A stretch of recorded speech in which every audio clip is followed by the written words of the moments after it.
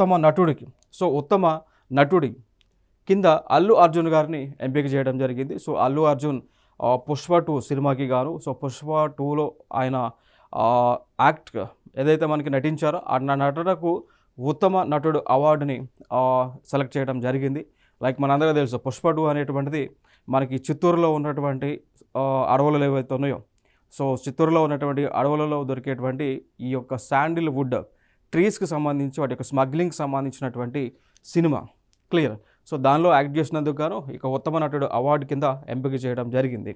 మరి ఉత్తమ నటి, సో కథానాయికగా నివేదా థామస్ని ఎంపిక చేయడం జరిగింది. మరి చిత్రం వచ్చేసి 35 చిన్న కథ కాదు, సో 35 years ఏజ్, ఇది చిన్న కథ కాదు అనే టైటిల్తో మూవీ ఉంటుంది.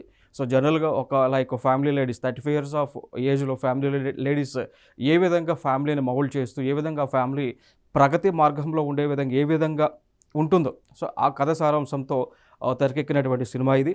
సో దీనికి ఈ సినిమాలో నటించినందుకు గాను నివేదా థామస్కి ఈ అవార్డు కింద సెలెక్ట్ చేయడం జరిగింది.